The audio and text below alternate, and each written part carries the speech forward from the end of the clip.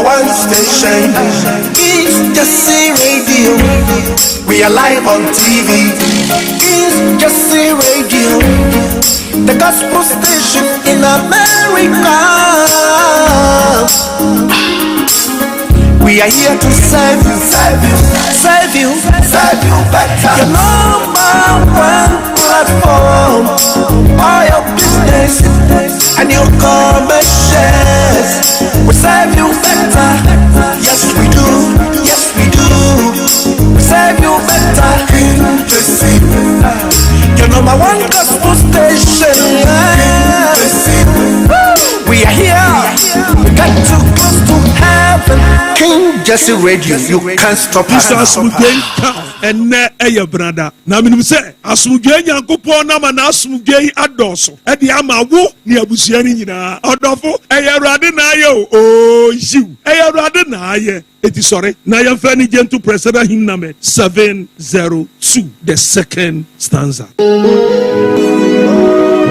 the Joe Amedino. When I was sharing my soul.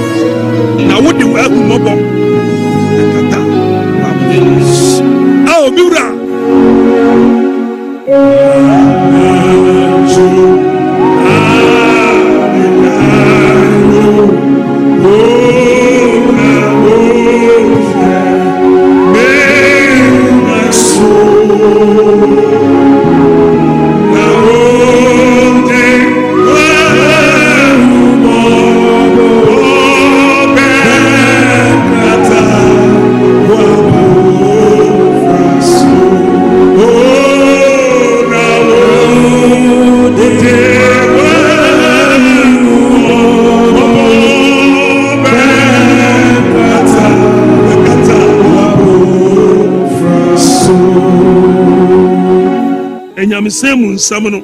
Romans chapter 5 verse 1. Therefore, since we have been justified through faith, we have peace with God through our Lord Jesus Christ. Afei efijidibu na webu yembe inti yenam yen Awurade Yesu Kristo so wo Onyankopɔn fam asomdwe. Hallelujah. Odofo wa eya meka kire wo se Kristo som oti eye jidi ene amotoso. Christianity is about faith and trust. Enuna ochirofo no anopai no oreka kire me no benu se yenam jidimu inti webu yebem se weje Yesu Kristo adia na se wafa ne se wokra agenkwa odofo wonam jidi so abube you emo bi nada emo bi mfa ochire fofuru bi emetete maka kire wo se Kristosum eya mfa wo common sense no emma ho na kura nya Kristosum na onyame de bedum Ghana manga na kana common sense no kura na ewen na ka school be na oreko na ka oreko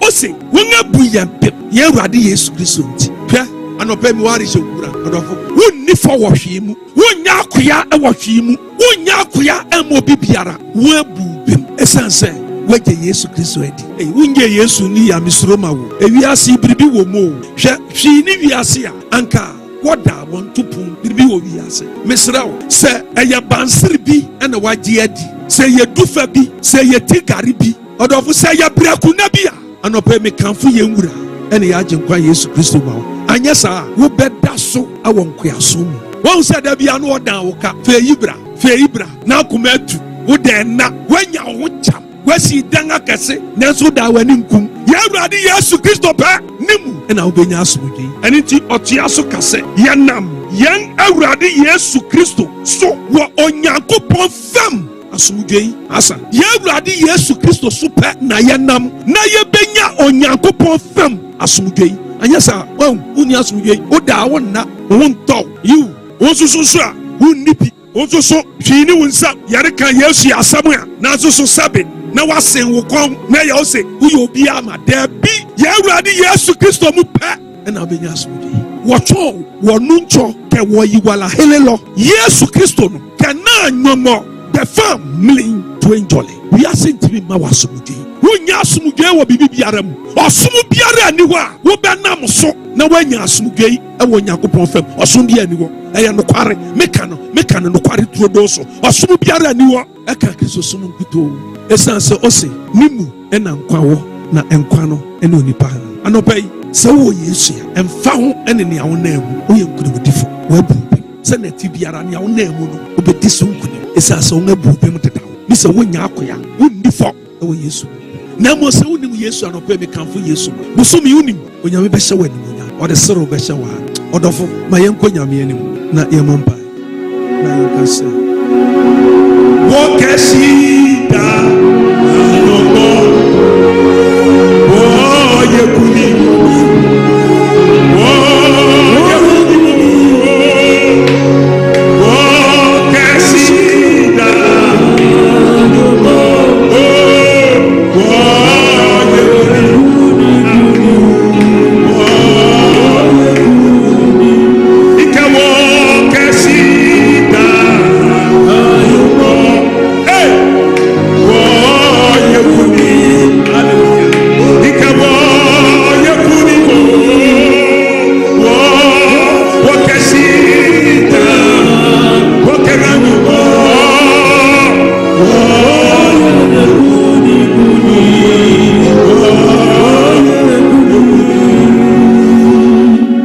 In the Lord this morning, may you celebrate the Lord goodness in your life. Thank God for another day. And this morning, may your faith be increased in Jesus Christ, that you have been justified. And through Christ, you have peace with God. Yes, you have peace with God. So no matter how the challenges they are and what you are going through, may you have peace. Shalom. If you don't know Jesus this morning, may you have him as your Lord and your personal Savior. And I promise you, your life will never be the same. It's a matter of faith and trust. And pay order for the radias. Am I not there? So say radi de won't quite na bompai. Na wichidi and kosunya say why radi Yesu Christo munti and wichidi order for onge bubem. Na uwo onyankopon femu asumdwe Christo munti. Enye na wi asedema. Enti bribi biara ermawo emma wasumdwe no Christo munti dinisu. Afi bompai na shaw hoden prayer ti say yibo. Unim Christo ame kanfo Christo fa Yesu Christo sa okraje ko kechi onmoko Christo lebi ne ngole ake oyiwala hele lokko debompa yada was yeyiwaye e kanfo se Yesu ama ke ya hira anka ya sei anka yemu bi yeni baabi ayewo anka wiase ene ntumini bai ni abosom ene nyiema ka papa wonga buyemfo aseye nanso hira nka wawurade a wonti obi amu yemfo na papa wa me dipe ewo yewura ene agye nkwa Yesu Kristo na ne munti papa yewo ye ne wawurade nyankopon fam asubudwe enti papa ma wasubudwe no eni hene ewo ye nkomam eni hene wo ya abrabom eni hene wo ya setenam ya kodi yembam papa ma wasubudwe no enya kasemaye emma bribi biara nhya yanso ni yanso esanse Kristo nti webu yem anopa mi bompa papa so obi nimu wa me bompai na me dan edi kire friend wate dan we di kire papa ma ontimi fa ose ne kraje nkwa na onyawo mu asomdwe o ye nyankopon anopa so bi o haw bi sa mane bi de obi so se koda da bi de obi so sa boni esane bi yare bi hye obi so ya wo Jesus Christ di ne mu onyame oma wasomdwe na oma nkonimudi enya wo ensiwi yɛwurade Yesu Kristo nti anopa nia otimi yama buru adwene ne nti aseso onhyira wo ɔhwɛ wo so ɔnom na ɔma ensiwi yɛwurade Yesu Kristo edini yɛ ɔsɔfo kofi manu kure champo anopa ma bɛsra wo sra foforo ma na ka kyerɛ ne se yɛwurade Yesu Kristo nti wo nyankopɔn fem asomdwe. I am talking about coastal transportation because the future of Ghana and Africa will be based on industrial revolution, and it's about to start. That is us making sure that we manufacture our resources so we don't go out there to buy it again. Because the people who are taking our resources, bauxite, we go back to China to buy aluminium and bring it back after they go and refine it. So I don't want that. I want to be able to introduce industrialization and let our children, let the nation, our country learn how to turn the bauxite material to alumina and then from there to aluminium. Okay. This process, 1, 2, 3, can create 100,000 jobs in one plant or two plants. And I'll tell you why. Because this plant, they are robots. They work 24 hours. Meaning that people will start working 8-hour shifts. So you agree to the 24-hour policy? I don't agree to any 24-hour policy. I agree to a 24-hour shift if you have industrial power. Okay. I don't know any 24-hour policy you're talking about, but what I'm saying... What I'm talking about, I'm referencing what former President John Dramani Mahama said. What did he say? How do you understand what he said? Well, he says that we're going to ensure that the economy runs 24 hours. And so how did you understand that? You are saying that means that, I mean, just like we have in New York and the other places, yes, we're going to have businesses run 24 hours. So you don't have to wait till morning before you can go and even apply for a passport. How are you going to let... That is what you are saying something, and you're trying to refer me to him.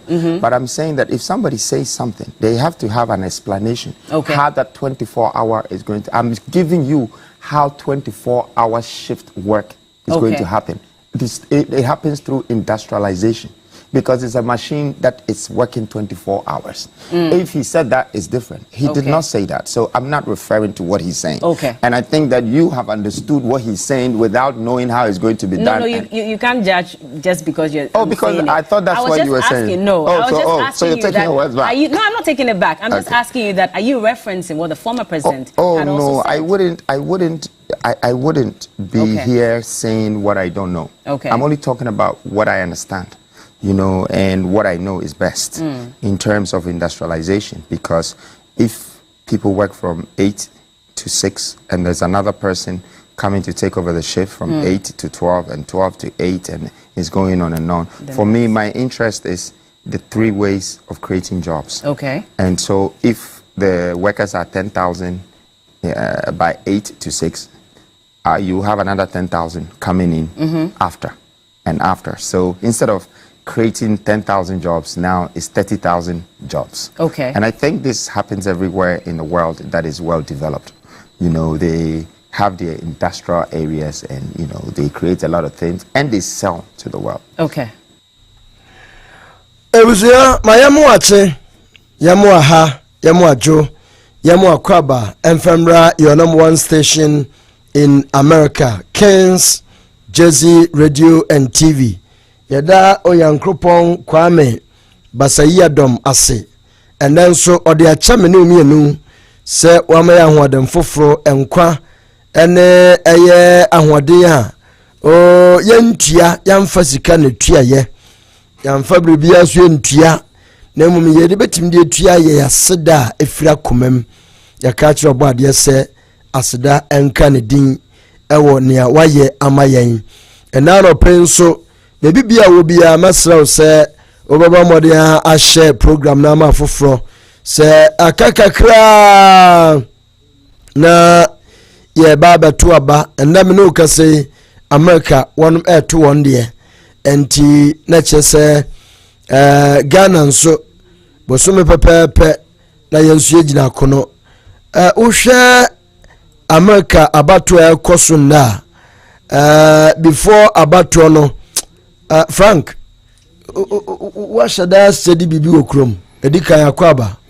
Major so. Bibi Aboko. Oh, Yankopa Adom. Obano would was sure to form ATA. After study America on politics, and even I say a drew 9 minutes of Abattoir and Ra crown one shadan to be who will crum near dear, but and then a year to Aba. Where's Teddy Bibi?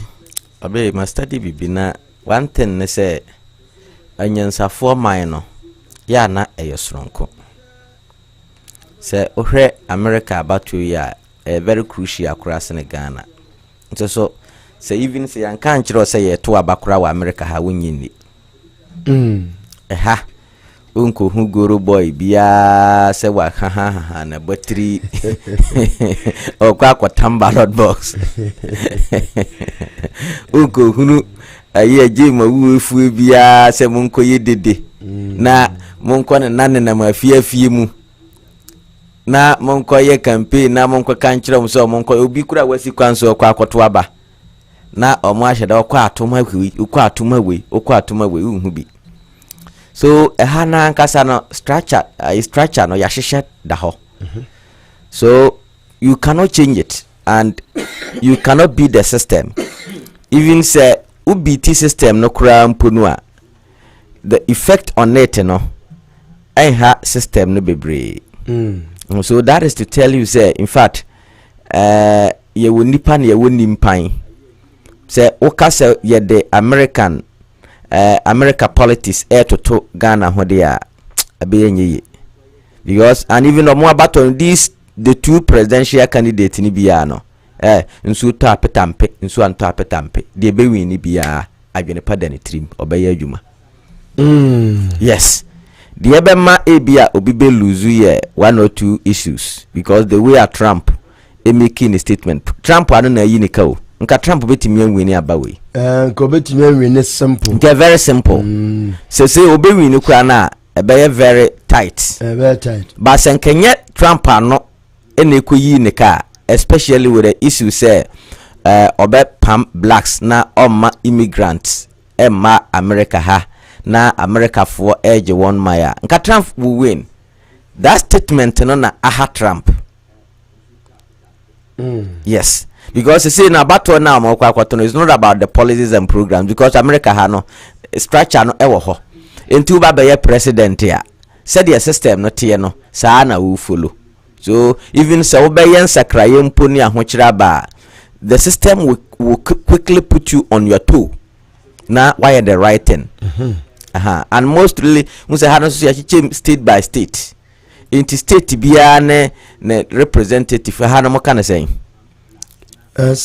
sa state bia ne omo yes and na state bia so won mra ne nhihye ya ode ye adwuma nti no hana mamuo no de very simple and if so look at how the system ne eniema ya ye no in various states na akra de be nkra sa akra na ohia hana de omo ya ne say they are always monitoring the existing ones na omo aye no say ba bi teach ma na ya ba be kura no de be ideas na ye de ka ho be say time ko enti de ye ne we no atwam de na yen ka ho ye nwiri ni nyina ngu so ama eha adwuma no abe ya hihye kuru na wie dada ya hihye kuru na wie unlike Ghana aje mawufu yi mo brother adena se yempese yebesua by eya se ade bi nkoyi ane ye dey compare se ahakura de nkoyi but we don't want to learn the omoye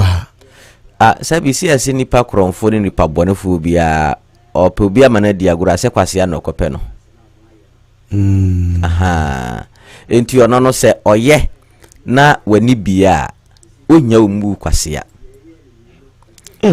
hwan na yama na adwuma ye na oye na adwuma ubetimi edena akosi ayi pick up ochi ayi 100 cedis ya hye ne nsam se onkonko twatoroda hwan na ubetimi ato sebi apatasi ene ntampi ede ama na se gena koto aba mame hwe edweso by elections na NPP fo atimi akoto ntampe ede ama boys se wonnom na ebi mu ani sunye o mo krankran ko ire yes enti wo abe a wugina hoyi wo tukun aba brochiri ha wani abie na wo ye wadwuma na wo kakra wa wudi politician bi betimi abegina wanim ede ntampe ama Sammy Faye no we can she be that is it so ba am so no about test that is it enti omo ma wo Ghana ni no wo baburu na wutie me no wo honto because o hotawa nkruntu nyuma krono no because on tumi mfa wo nkoye sa adwuma no nti brebia no obema why aya se oboawo na amawo no waye abofra waye sabi jimifo na yede osekan edwananka na ya sanso aka akiro say life begins at 40 so that is the politician's principle.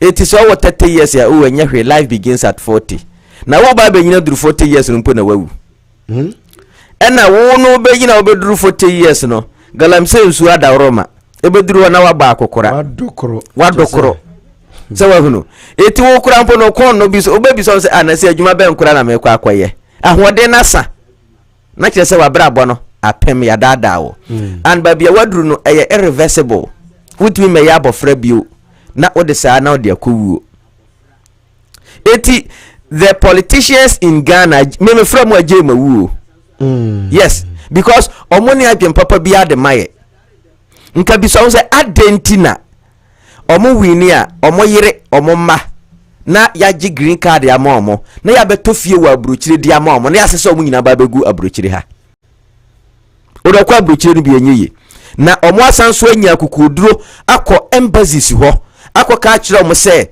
Ghana fo a omo pe visas aba abrochire bi mpo omo ba besua de omo ba be pa adwuma no mama ma Ghana ni bi avisa na wo goro boy wo da so de akire o ye tufu a wo se wuntie na wo kasa abe ya sanso asoma wo se omo ka no kura agye mo no mo sanso nkonkokum omo mo sanso ntrete no mo onde wedi ka tutofie wa tutofie mo tutofie am de ama ne yire ne ma ne mprafo ana waji green card na wonti oji green card ni bi ma wa enye ana ono so tofie ni bi wo America ha ma wa enye na wono ope wa asema wonne ne yire ne ma ho na ye campaign mo hunu politicians ya enne ye baba to bayi omo ne omo yire ne omo ma omo ye campaign da abe sa kwa galamsey community ya se papa bi ya galamsey kwa one ne yire ne ne mayina na ekwa galamsey no one ne yire ne ne mayina na ekwa galamsey yes na be mo frank tinkitina yes omo to be aha adentina se papa ye ma me ne ya papa ma abe omo adoku yi nya ya nkura na ye kwa fu ma amode ye ko wahu papa ne ma me a omo ye akuafo omo kwa omo agya omo ma omo yire no omo ma ofie da na wonkwankwa ya hwe kura wontumi na ntufu ebefa wasi akonkon de wakwa kusi afuo mu ho na wasanso aba wontumi nnompa obekwa afuo mu ho ye pon a ye nyina ye ba fie wo politician a oye campaigner na yire ne madi na chida owini ahwan na dikan di adodode ye no na odi ahoma ehya ohwinim a wo ye babunu ye tufu a odi ewuntie ono no owo all the opportunities enne unim say IGP edi ababa to say say Ghana police ya recruit awienti no they say they can so mo kwa medical test medical examination. How did they do it? Ote ho bibi yes is there no more under carpet underground say ya baba to aba na ka biso ho sa dentina sa brewe ana yante ho hwe IGP Ghana police ya recruit o mo kwa medical examination mo ba start ya form police and it affect to all the security services see akura na mi hu letter no police yes Ghana police and NPP for na nkasa omo share no on the social media say omo party na ya the NPP aban ya de we recruit police na wo post no ye recruit bi Ghana fo a mutie me maburu ne mabawa mo kura po na mu deserve mo wa hoden mo ya 10 gram mo sefata yamamu bi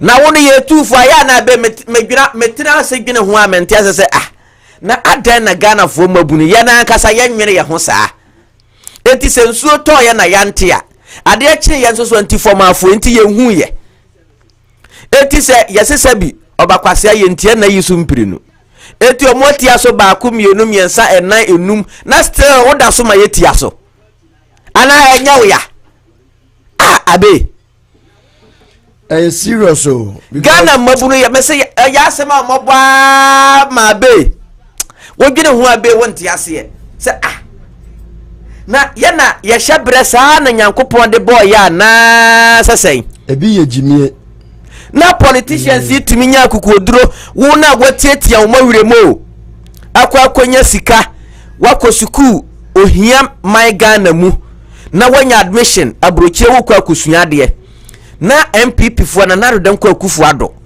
na gabi ochire da akone frima opare ne ochire hwan gabi ochire da akone akoye oyare da America hai atumi akọ embassy si akọ ka kire mo se mamo Ghana ni bia visa wetimi atua sika ma connection mine millions of dollars millions of cedis connection man ye adwuma ma se bia so be free Ghana ba abrochire connection na nyeyi all because MPP na nado dem kwa kufu ado akọ ka kire embassy se ma ye Ghana ni bia visa na wo sa baburu no a yeyete ha ye koma no wo so no wayo ho sa wo de wonte hwe wo sanso di omu achi wo akora na wo sanso bo omu achi dom na abe wongine ho wonte ase we me wahunu ya na obi say ya ye omu adru me I disagree with that abe enti si yaye waduru a ahokyere ne ohia ne ohawa a wonamu no eno so so yaye waduru yedi hia duru hia yedi hia duru ahokyere yedi ahokyere duru hia duru yendi nanso abe say obi even opa you obi for guess na tete no na ye na yaka de ebeti na ni so once obi se Ghana for youth no politicians now for girls abe so opa you be for guess abe true Frank abe true that abe I disagree with that. Now we are here for guess ye nyina na ye ni amu achi see ye do mo akonduro so yamfa obi akwaduro so abe memesi yamfa obi akwaduro so edan adwene na enye aduro be na betimi achiti nature aduro bia ni ho wo be woto ho awasetena mu eya wodin eti aduro be mpa na yede wa akwaso na yansesa wa brabo na ahokyira na wotimu no wo se still me pe na wodi akira nti aduro nti wa agwene no agwene be na da wotirim homa ehya ohwenim me I disagree with that. Yamfa obi ankwaduro so sabi eyeginie ekwame de wa obi na beka kyo se ekwame de wo yabi ahokyere na wo obi na beka kyo se ahokyere wo yabi na what bi an we no se ya ne yedem yakwaduro so ya se ma adwen na hwe maburu na Kwame Bediako aba adabe ye nyina yesi ye modom na yen support no deti ameka se enya duro na MPP fo ne ndis dia Ghana fo no enya duro obi abeka cho se ya yo mu duro bia mese omoboa aduro yenya obi aduro eyegimie sabi enne ya ye wo hoi na obahwe na babu no be se ane na Kwame Bediako ni posters ye bi ni ha ye hu ni posters da eno kra na mche se hame. Yes, we should condemn this act. No, but it is trajeting. Yes. Kwechire. Bia bekobia yenya ni t-shirt. Yenya ni t-shirt. Ntino ni t-shirt na be mo enim no. Minim wakasa watie na Kwame Bediako ba. Obisu na Kwame Bediako ni poster yemfa bi mo ha.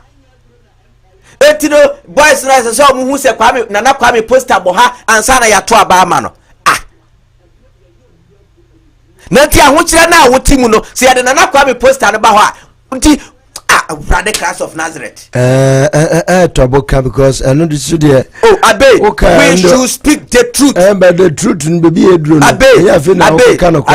Abe sanye ma no party t-shirt Akrobeto eno na ama Ghana ebre no say your system no that is how MPP and this aye system Abe mama chiro ye kena Japan campaign no Europa bisa mo na mo frame nyina na Frank ye hia kena Japan t-shirt ye hia kena Japan posters na me say masa this is not about kena Japan t-shirt kena Japan posters you we are talking of nipa obeboaye what kena Japan ka chira me dia wo pa Africa kena Japan ho nsema kena Japan aka won TV o se ane na me sentisi ya fa t-shirt ne posters na mrewa what is it wontu aba me aya time sana makacho he wontu ajai wona ho kyerew wona wonum galamse nsuo na sa wo se wunya na Kwame t-shirt nti na sa se kyenkyena akye abe me ba ha Kamala Harris Trump wana wo sika so no mo mi hu obia poster mposhe ebo ha mi hu obia poster mi hu se obi mposhe Kamala Harris anasa Trump t-shirt enam kurom mi hu bi apart from there was a time na meneo efa ha ena mi hu edan ho na ya twere ho Trump edan ba akopeo ena me kram ka se me pa America ha nyina upon election ayakọ nyina ha nkọ na mahu se ya 20 kura na mi bisa se ada ha ya Trump a party office ya na ana okura ho ka jira se what is your sport na ha nipa no op Trump asem not club yes adana yan kana kranchira ye mabunufo no abe it's not a matter of say yeah because of vote ntino ye can sema just to convince them we should tell them the truth the t-shirt the posters omo agia friend people for no mfa so be no mo anya adwuma be no monya ena na make benti t-shirt posters no ena nka mo mabuni mo ka se okay sika na kura na mo de baba be t-shirt no na Kwame Bediako ye de ye nim wo ya te wonka ye hunu nyuma pa waye de wo betumi aye amaye enti sa sika no wo de fa be ye bibi baako ewo ye area ha na enye nkai dum sa ne se pure water enye galamse ayo pure water company unsa na no ya kana obi nkura kasa at least say pure water company and ensuo water is life abe ensuo ya ade bia no matter what opa no nsuo se ya within a seconds obenum nsuo eti nsuo de no matter the water company say ya bie no okurumu ha Atinka areas boys nana Kwame besi pure water company ba kokura maye ya sika wo de be posters sika what the buy banners sika what the buy t-shirt fabesi boho ana fabesi pure water company maye ye benya mabunu ya maame momma mo ombetimi aba ho so one sika mpo a obetimi aba be free akoton owi ano de sika na ba ye nuanom ye marketing keto mo awie suku o mo titifie e mai wa ne mrantie ombetimi aba gibi akoton na wo de sika ba obi betimi ato fridge e de aye ni business abe enyefe na sika na munya no na mu generate na masanso target area ho ade bia se ye de ye abe it's a time you have to speak the truth not because of the political power me that t-shirt and the posters no I disagree with it 1,000,000%. Me say me call elections and ya want to mama munyai I am telling you I guess bia obi na be free machi akwa bi without my notice say me pa me t-shirt and posters me nya bi da want to mama jai and you be lusu melusu and I don't give a damn. I'll just come to you tell you I want this position sikana wo pasa me de t-shirt ne posters no me de me target me mamu ankasa mapedia ebeboa na ma ye de amamo wontom aba no ma me mamra mu t-shirt any posters na monto ma me a monfa na se man kai me ansu a mo be kai me asere wa wo bre am obi be yi or how da osunso a you come with conditions. Yes. To yourself out there just a mama bribe kranza na wasan abu am ane na me say ya to ayi kana ya delegate abai no be afre me Frank ya delegate you second Japan ya delegate na me say na e say dia be mpa na opese kana Japan ya mam Asempa na kana Japan aka wonte ye Osei Frank na say wa wonim ya pese ya sanso kokere Japan ho na ya delegate na o kire ye na me say bra nti sembe brebe kana Japan aka kire nti wonte hwe ba kokura nkom na me say nti ya na me deta na me say sika na mo pe Osei ya say kana Japan de eden ya kwa ho a onya ya kwa na me say maame ye mfasa ankyekere o man mo ya maame mpanimfu papa de ne yere ena omo atimi anya adaje afrem in fact me bufuyi ena me ka kire mo se mo pa man ni yi a adan na mo de mo delegate ayi ehunahuna nipa ye delegate you ye delegate ese say utimi ye bibi e ma ya ansa na me se ye nye huti ma wo ne enye ma wo kira onkonkoto aba na wo na wote uhiem wo na wote wo bremu ene police ya bai ya fa oba obi kura se wo de hwe mentality of one man wa kwantum kura banana Kwame Bediako. Yes mi bi ode abe ye mi sa hwefo ne atiefo mu te se police ya na ya recruit omo no wana na busu ani wo mu bi bra be ka bonte ya recruit police oba wie school tifie wa pass kama wo hwe ne 10 gram ahoden owo bi o qualify for ote tambe ne be forms ya fa no obi frame na mso menti se omo start nti ontwe na omo bie forms no akopeke forms ya the back door se won peke wi kura mo ya de ma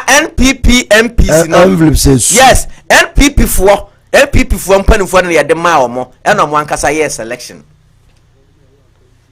yes ye ba beto aba this is bad. Yeah, Puano na Medina Socia. Oh, the Zunai. I see where you are. Video no. enye de TV ni all the ponai aha sei ha on ba bia mensa kire no aha na river Ankobra ene pono ehia ebebo pono mu nti river Ankobra eni river Ankobra ni ane friba ene basa bedwan ne pono wa ha eti galamsey nsuo no saa teche no aba hwepo kese ye da ho yo hwepo kese ye da ho galamsey atumi asepo galamsey atumi asepo uka ana me party ana mpati woni timi sepo me se ye sene mwa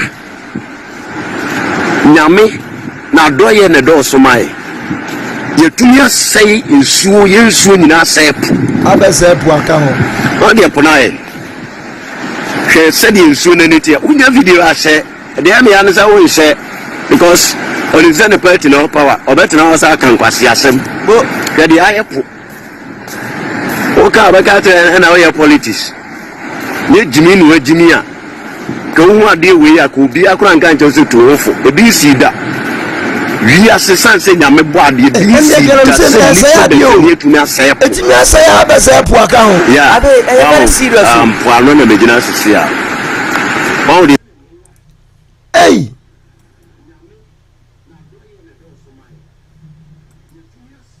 galamse na asa ya ma pokura so agye no oh agye gon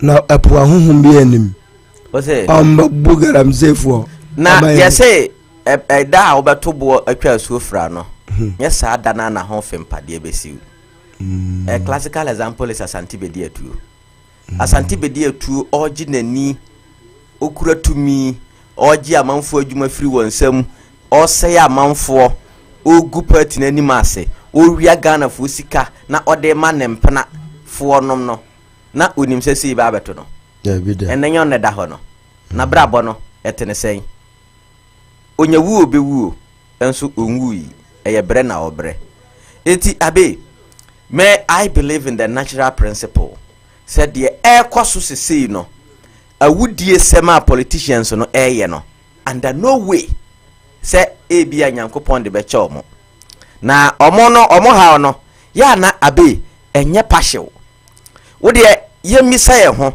ye hwe said the politicians no esi bre they are not on a comfortable mood.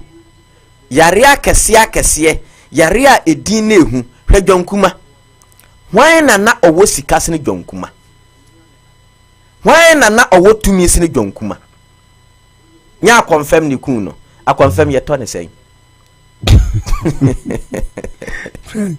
adia okay we need evidence me wonka ho King Jezi me se King Jezi wonka ho likumia enye likumia eye tro na ka da likumia ada na MPP for kwa ye na ye ma omu nsu omu anom ada na MPP for kwa ye omu anom because sensu na munum se gam say apolituno na ada na me bo omoko akena Japan ho de bo mi akasa kitabo odidi ni MPP for nyina edidi in the same period say no likumia nim Dabi abe Lord, don't let anybody deceive you. Are you poison with your King Jezi TV? Dabi we crowd ya wonka wasa. We na dey aba mo bia ken na. What kwatie ne personal aid no. Aya kwatie ne personal aid no interview grante ye. Ono akasa kan no kre.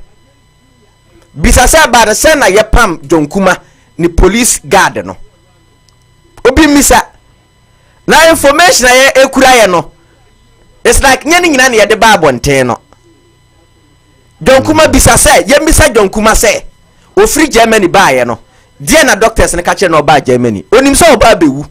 Die na o cheche ye. More sampa kra kan. Yes, oba ye oba cheche na japade ye. Oh sir. Yes.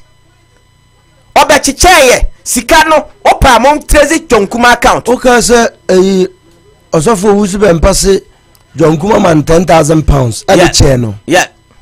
Eno podem se na nyane yare no dentia no hwe that $34 million na yesi akam no na wa chicha ma it's like aburo so sabe wo chicha dia na omo eso chicha mu no bia wa chicha manasi nti that $4 million na wa chicha onwu di onfa ma no bio na onfa na wo be ho Osei na wo mbe wa badu Abeiku no sika we de enye na bodua no kura anka konfo no to anka nantwi no to na wo konfo na ebeka wonsam bodua no anka nantwi no ne to wo konfo na ebeka wonsam eti me kan de asi asem so se yema otumi ukura tumi ne ase fabo nipa never and ever se ubedi bimpo a hwese nipa na wo boa won no won so ho atowon se de bible kan do nantwi opon aburu no ye nkyekere na no wo so na wo ye kandini no wo se fata se wo ho beto na mmom wo hwe wasetremu no na wa hwe wo yonko so asetrem. So the politicians no bone for some amudi no e wo mo kuro bomo abe me say omo ho nto mo wo da ya odo mo nyin koma wa hu ana mo fra won kan kire wo yare hu na ededa de do mo so wo de minim se ahwefo ne atiefo a etie ye no bebre na abusuanfo ye politicians ni bi bebre na nanfofo bebre na ne omo ne kon nakra na minim se obi be frɛ a testify nsem a ye kan uhunu ho abrante oye politician onam ho hyepe na ayi asanso bwache uhunafu abrante uhunafu minister bia se minister wanya sikao se yade ninia panyini onna ye ketewa o ode ninia panyini gina ho a obeka se minister no em se osene ninia panyini no be se ayi 20 years opon se wanya sika no enti abe aya na Ghana fo mabunu no ya sem ya na ya wakasa wo bre wakasa wudi amane na wo se dabi media men sakra ma adwen yes abe discourse mama ye nyina ye fight yes ye fight ya we need the right leader ono no ba ni obaka no obegina so ama atenti ne aye adwuma abe t-shirt asema American se Ghana for ye nyina ya fight against t-shirt ni posters ya aye kabo asempa na poka ye ose asantefo die muhia ni t-shirt na mibisanti t-shirt na ya problem basenka ya tumi afekire nokora aka akire om se enye t-shirt ni ye hia pure water factory t-shirt kranzo omujia omubufu na omo awra titim omo ahye no yes enso okuhu adesta yes ye hia gare factory ye hia orange juice factory ye hia pineapple factory yan kan kire omo sa enye na kusibu afo ba abonte se yan kwa print t-shirt na t-shirt MPP t-shirt ya short Jimmy say Jimmy na panyini a wo so ko Rwanda watimi ehunu nyansa anka se sika na ye de print t-shirt no ye fa nkonko bie gare factory emma Ghana fo community no he na Ghana aya na me friend na Ghana friends na si Ghana na okwa wa se wa doba nchifuo wa ma oni communities no emrewafo enkokorafo enkwada omo doba nchifuo yantam oso ba be si gare factory ama ena wasanso an kanaji krom hofo bia individually obia so eno gale ono banche eti se wo do banche no na yesi factory na wo banche na wado no factory no ba beto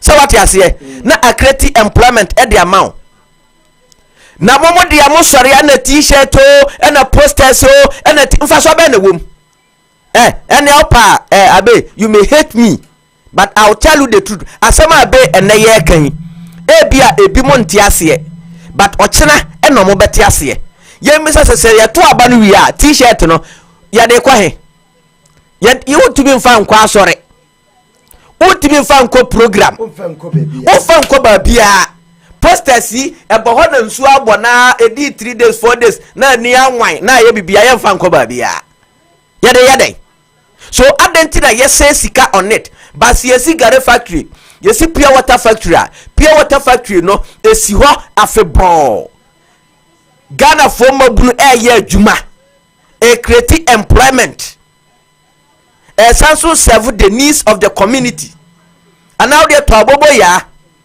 topragia na farmer boys no na omonye sales na also so accumulate sales no wo accumulate sales no na wo sanso ye reinvestment in other aspect. Prophet na wunya no fa so ya maame mo ma omudi gwa no na omudwadie no enko so.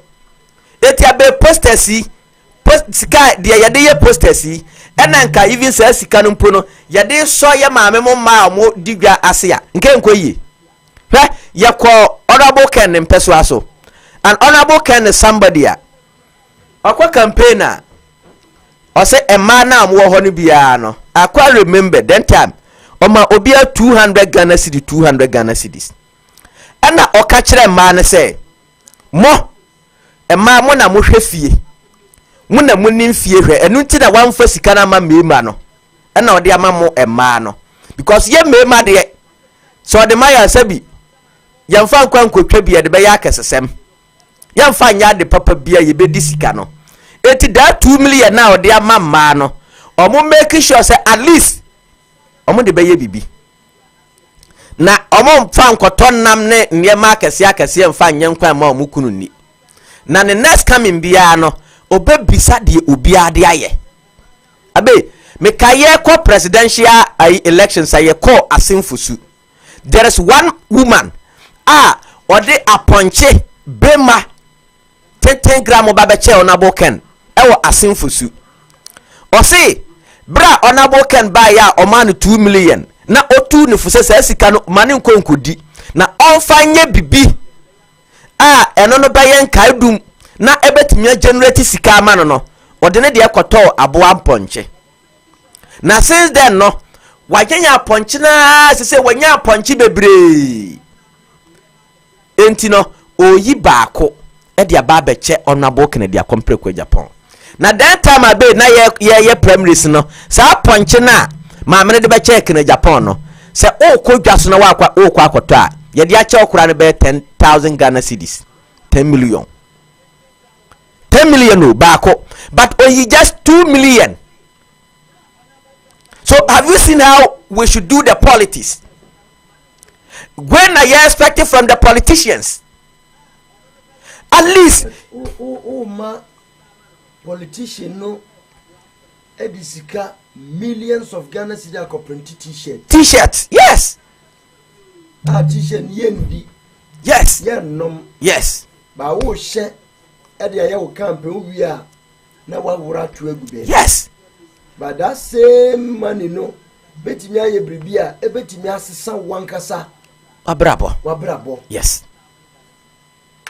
o se bebre mfa o mo adwen ko ho abe me say wo de ye na especially yetin kurase no wo do pa ma say t-shirt na de ade no ma ye mfa nto akokọ ma akokọ ba akopẹ na ye na wo fie because me ya akwada na me ye nkokọ akokọ ba akopẹ na me de ne start ye na osuma hinkuro bi oni mi bia the whole area me na me wo nkokọ ayi sister ba ku bi owo suma wo bi a wonim suma bia video house me ka video house o mu nim ho sister bi ho Mr. Asante ne yere na owo fufuo choba me na otoma akokọ eti ahia me da me ya akwada ahia me da o ahwa nti se me ho kire me a na ma che me nkokọ no bi na me de kọ oni sika kura na me de ama no oton a na ode misika abre me ene so so etode na ohia akokọ no bi a na wasoma ne ya ba baji bi just efi akokọ ada me ye omu o me na me won nkokọ more than 50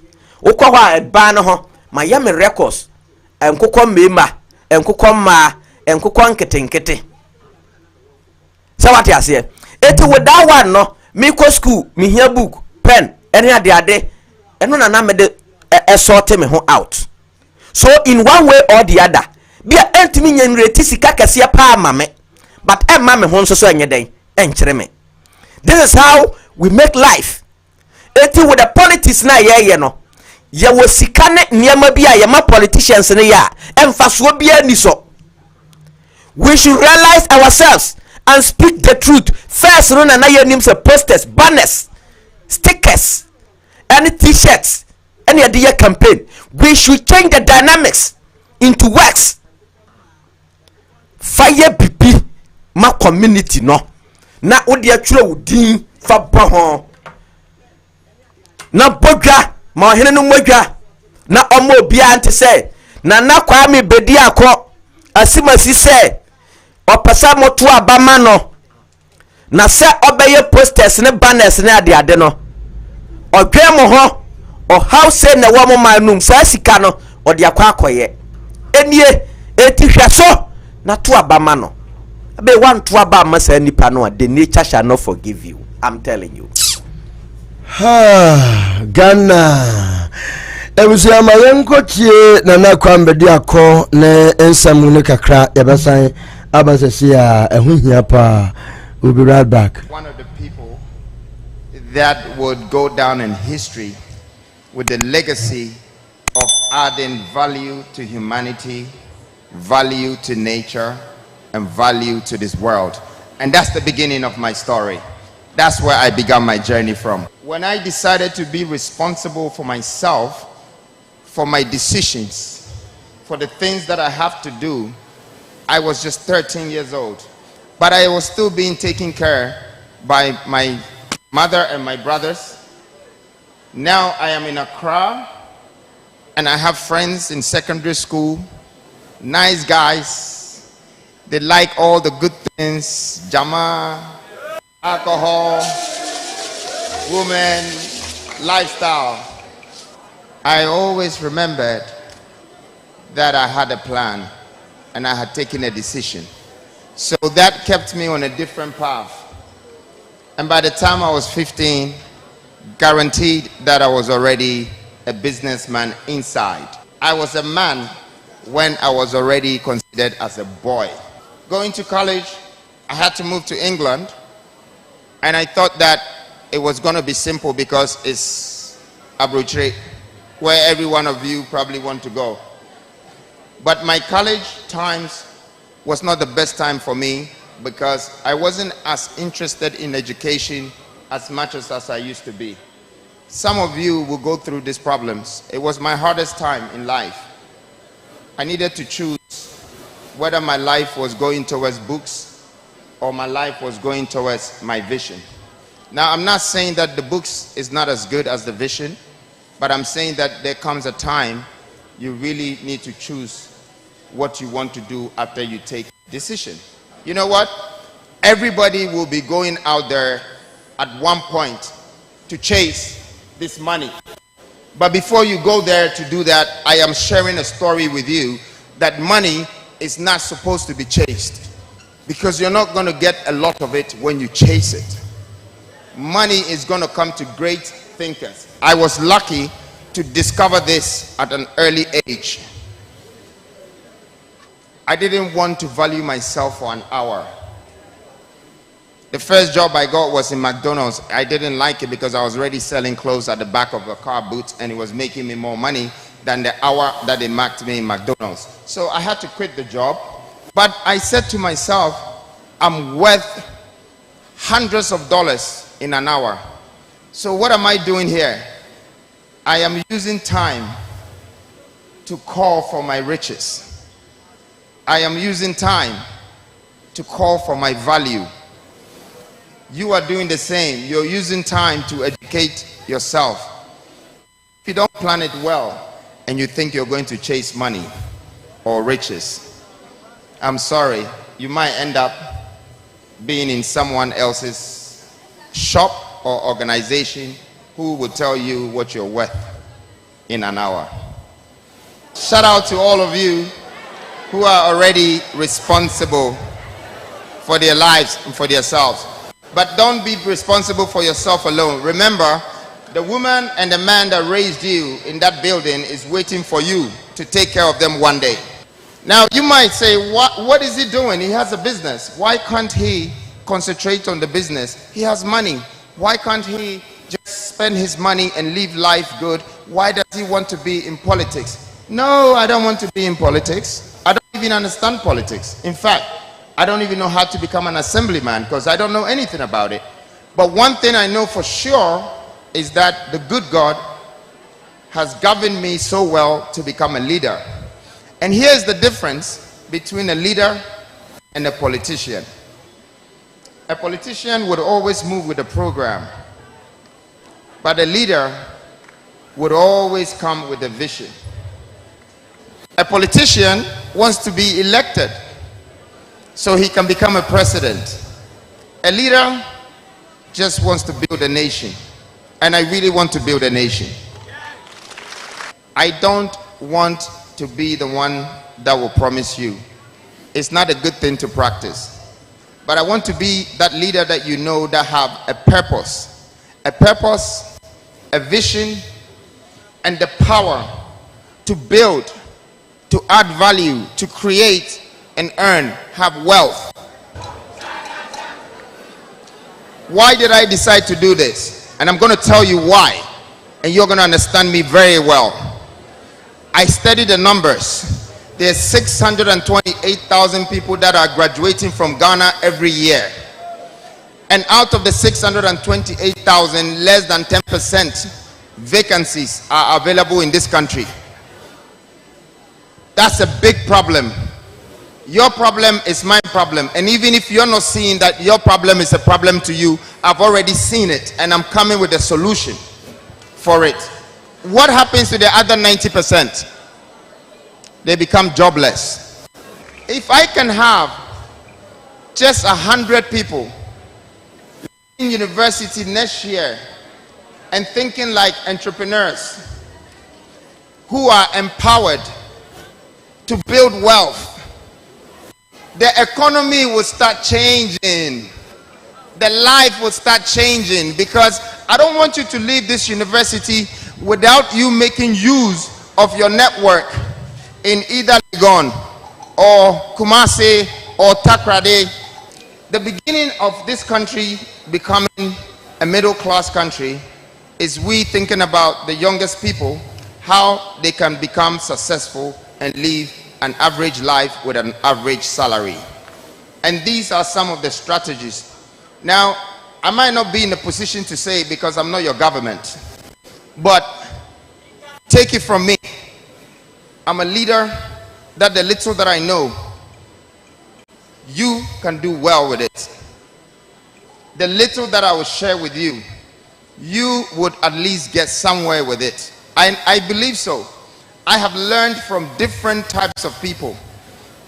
And these different types of people, some were very smart, but some were very dumb. What I learned from the dumb person is that I don't want to be like that. What I learned from the wise person is that, wow, if I can add my smartness to this wiseness, I will have superpower. There is no problem when you win. You will earn. But sometimes you're going to fail. Don't worry. Learn. Learn and start again.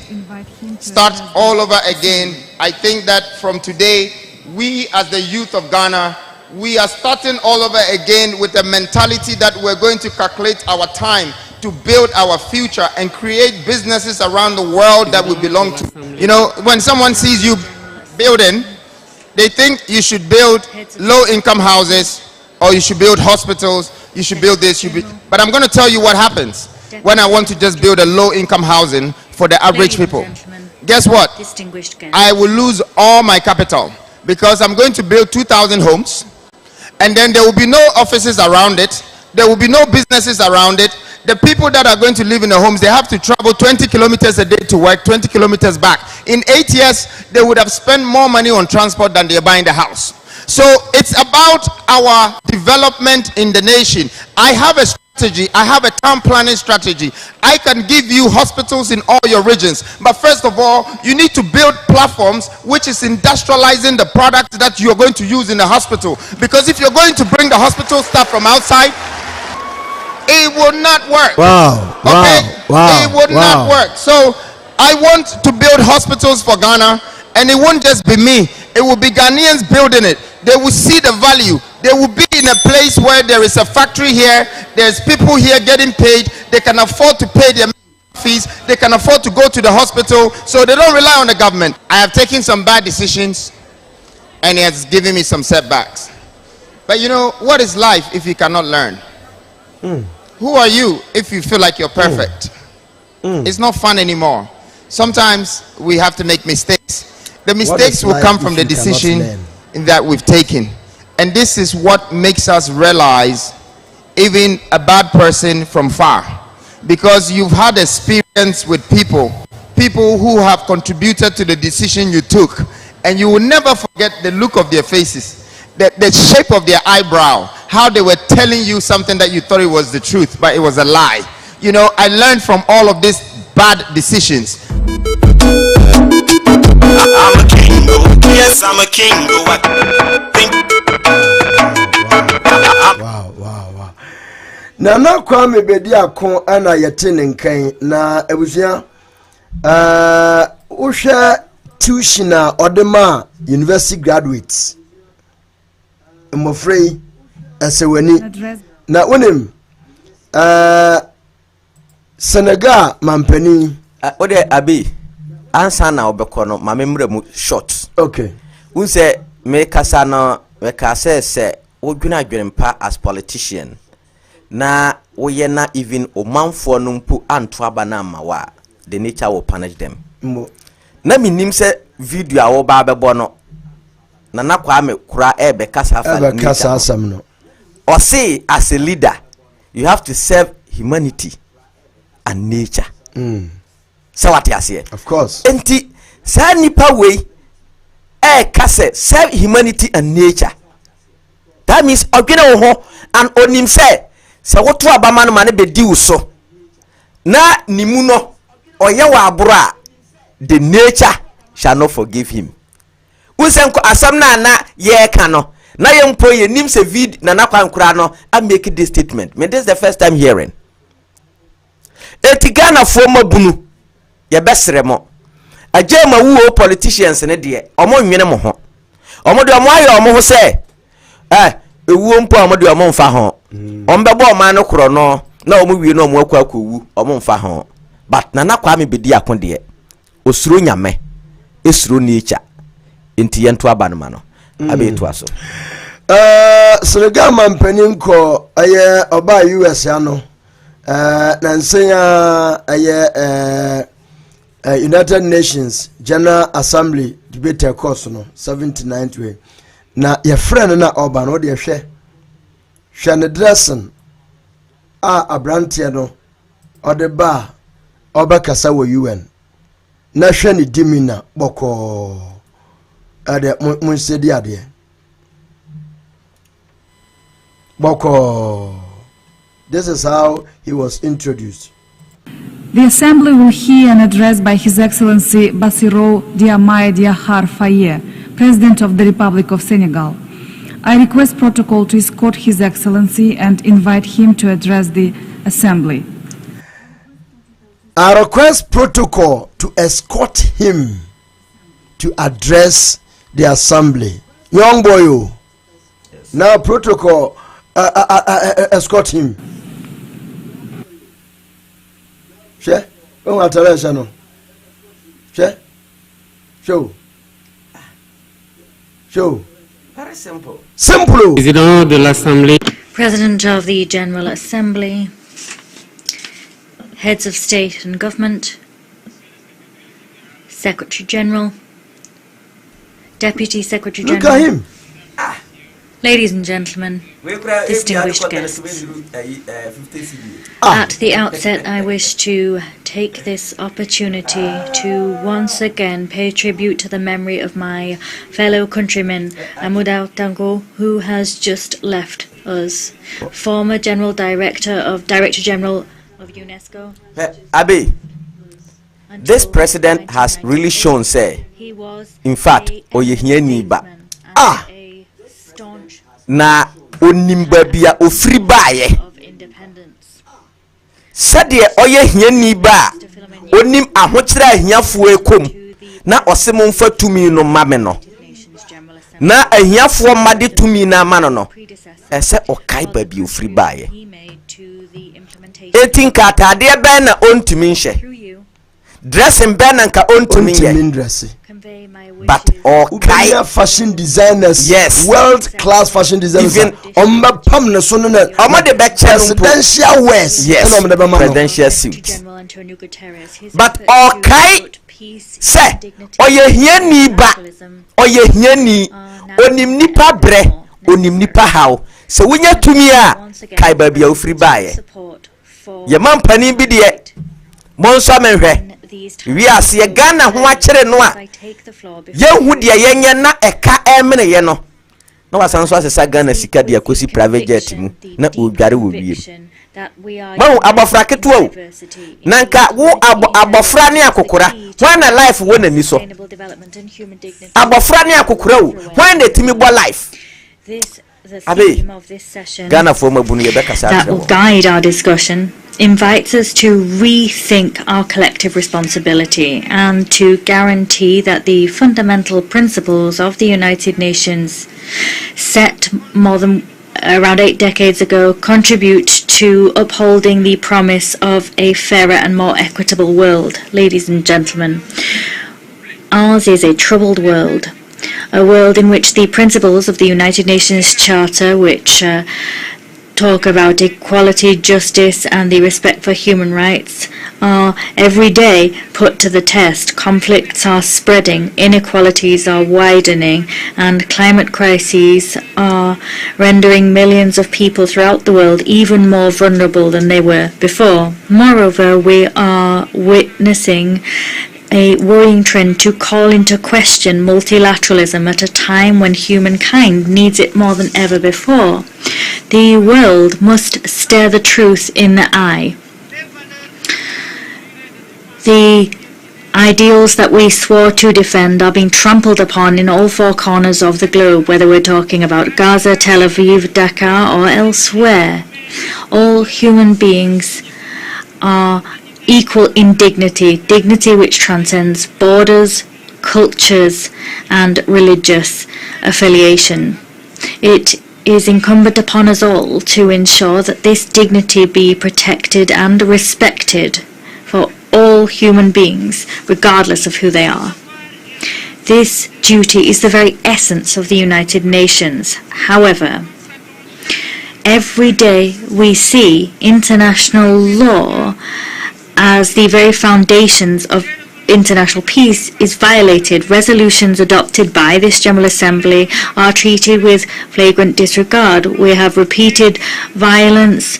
The principles of the UN Charter are kicked to the corner, and we see the undermining of this very house of peace. Never before the foundations of the United Nations have been as shaky as they are now. We're seeing violence, fear, and uncertainty being sown. If we wish to vanquish the spectre of war and usher in a better world, well, it's high time to change our paradigms. It's high time to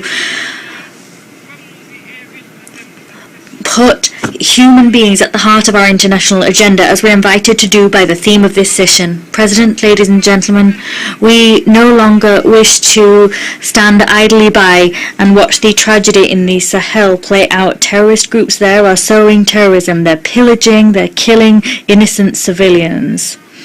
This region was once stable, and now it is in the grips of daily violence. At the same time, the United Nations, specifically the Security Council, it remains inactive all too often. Moreover, we can't allow the Sahel to become the theatre of foreign rivalries, clashes between which do nothing other than destabilize the region. Here, I must remind you that the peace and security of Africa are inextricably linked with global peace. It is vital that the Security Council better play its role as a guarantor of international peace and security. Once again, let me say that Senegal is deeply concerned by the tragic situation playing out in Palestine. Entire generations have grown up in Palestine in the shadow of oppression. They are deprived of their fundamental right to a viable state. Senegal, as president of the chair of the Committee on the Inalienable Rights of the Palestinian People, calls for an immediate lasting ceasefire. We reiterate our support for the two-state solution, with East Jerusalem as the capital of Palestine. Sure, one young man no, in summer ujina UN fuenim ekachrawam. Yeah. The fundamental right of the people has been trampled upon. Yes. Yetiatia so. Yes.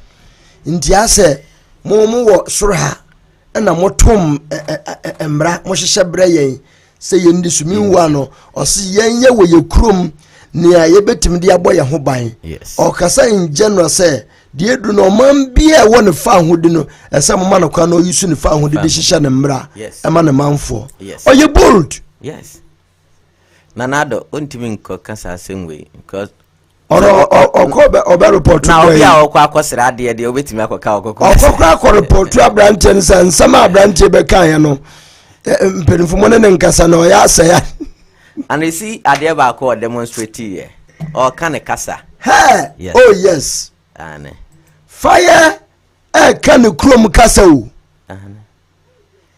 but here they me say abe enye say won ti brofo o te Ghana oh educated yes o te Ghana na o kan twa yemu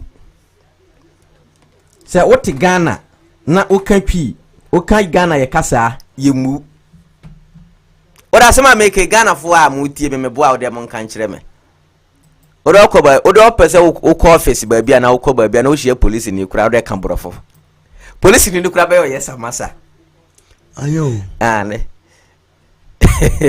na de na kosi yes he is proud that or kind of crumbs Senegalese some omo French for omo French ane I'm fan who kura kind kasa you cannot but I well educated me sure so one go school or English ane so until he can read until betimi atworo ama no kan yes ayaro ho Ghana na de ekono anyway sa ye ho so de na aben ye ho mampania na odi yeso no inti sa na beba no ni okay good morning Zain erade Adom na so Adom Chiam for Chia Frank obi agye so I was na make catch was there me we futu bi de mama na amu first camera yan first camera sa won ya Ghana ni na I'm telling you say me apart from honorable Ken me my bena me nim senior me nim sia first ya bre say obagidi obagidi me nim so obesi so a nipa na djuma no obeye no obi anywhere me no I'm trusting you. I have to be very honest with you because we don't trust na Kwame Bediako so oh na se tie asana na kacho na ekufuado ba ade no wanka oh but at least so me de tie abe me de me masana meka o da se around here me no enante da o da se ena me nim se unim se o pa kunya na ye won sama woka wo furu ekudru ho a ye wo ama ekufuado me say the way needs we are reshemu ekufuado mu and me say 2018 ekufuado ba you like Chicago me bisare senana inti see ndis for na ben na ye bechi omagum because omabokro no pa we must not was see any part for a standard trial see ya the obobodi ni fa hin na ka egu say esenkie chis sakofo yi na twa muti obi a wabo Ghana krono bia esi 20 no ni mabe na mefa jonkuma de ni metwam quick na no na mene opanyin bi pa ono ofri adjuso na me di nkomo me ne ko obuko a oye misini akra na me na nkoto oye mate uni no catch me say wo see adjuso the way na jonkuma si frankofon sanse on daily base na etai anya ba ku yemilu anya miensa anya nine all counting my din my disappointed because the jonkuma I knew from Pukware and mitimi tribute many tria ho mitimi gba no no kind of senior yeah it wouldn't aviation nipa no obeka ye odi be man be obeba be sure wie no the story will change. Now him share Abe t-shirt Asema Amokano t-shirts don't quite there because there are some parts of Ghana Charlie Ntarekwa Omuni Bishu. Me catch you say uko slimu baby na ube kwako to t-shirt Tana Rollins printing for 96 I know the year 96 elections no ube kwako to obi kushishebi oni atariye araho oni atariye we just our dear no aka an entire one will see hata and wa fashe this how bad that anabe will be that who's the election to me twam kurana obu obu no oso niam na krumna like campaign be t-shirt yes pen ma na mo bi na enu every oni atade ehye obi okra eni pa na odata en wo dwanu bana atare ehye no na be hwe election we on I'm telling you say so we no ma bonten na o kasa na nipa no ebepe wa asem na wo ma wa adwene ye wo say on election day wo be win here they are going to with you.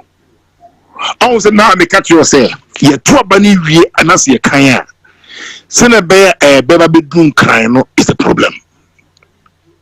Yeah, because we omo machines a ye dey jam networks no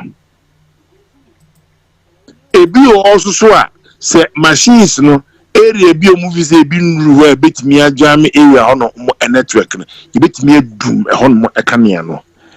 So mudum elkania na cell phone Amazon sent me $20,000 a supply internet and access phone and networks and the ma phones area o nyina no and so enya adwuma ma menchiro the most effective way na bi ya obetwe usika I say Ghana on communication na yina eba Ghana no ye free bi gateway no satellite akesia easy vintage point Elon Musk cried the internet or the about almost internet na free ewiem no enye true and true free satellite bia ewiem Oma kosi gateway akasiye mienu wa Ghana baako akosombo ekwan no so ho sa gateway no eno na receive signals na free wi mu ba no na a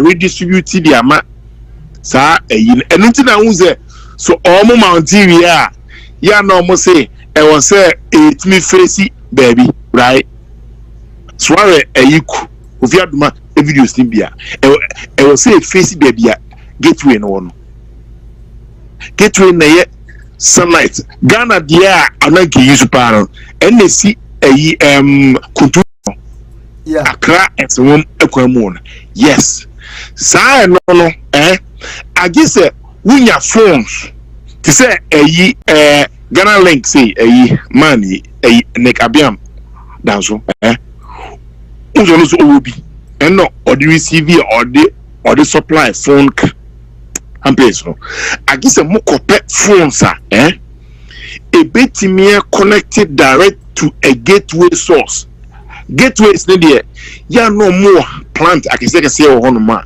see doom and ya no automatically na akiki in or more rely on about a power source and then also no and on a G internet in the phone signals never we are and some about phone companies no and no more idea or more connected or more cell phone sites now is it in groom any answer it is I just munya phones and near friend satellite phones I guess munya over 36,000 of them because police agents here saying number chama agents na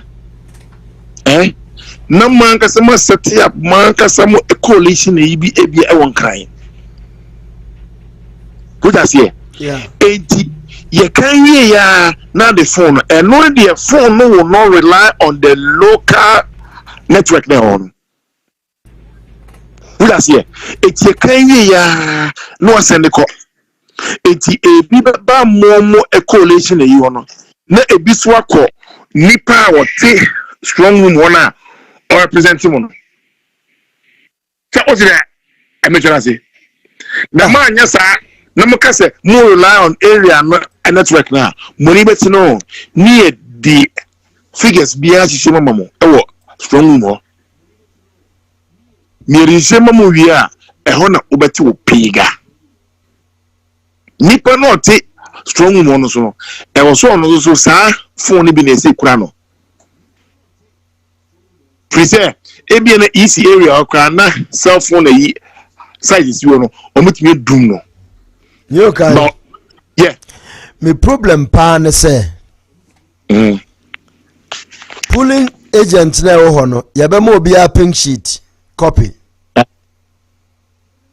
sawa hu na say open sheet na yere manabe tio open sheet na ono man no don't say ye to ba ni wi a pink sheet no e be take time answer na abedu engran no fair enough what I mean is say Sagana ne papa mu ne kura mu pa dia pink sheet no what they man because it is the duplicate of the final results na Aba was a polling station na woman a copy am I dance here yes and na ya court na se bribie si na obi the pink sheet na ya man a copy na kura ba court to me nyina so nka say ade na modema me copy no kura dia dance this is the result at this polling station and into how am over 10 year modi bi kan ho no ye gituma ye na court so egina so ebu ade ama won why ye nya so nipa ni in ewie entie ntimi nkotu enye bi na si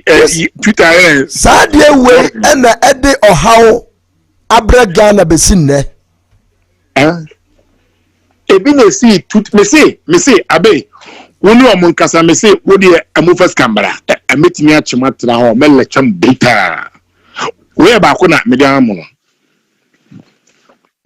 ba ko no ba je say we ba ko na me dan ti o ba o ya ba ko a wo je say wo de amofra me ta obi a wa ro ko nipa no tie nipa no obesi so no hwa ase so odiska onimu this is the winning apart from honorable me am pa and say MPP pa coalition America party executive no me ka won bio as winning it say as winning enimi team kra say e election en fa me ho kra campaign first winning ona me communicate a radio stations for America and like UK and obi afro na an makan zo from maso every onkono meme na meme no emekasa everyone adie yakra ne se adie yakra ne se wako Ghana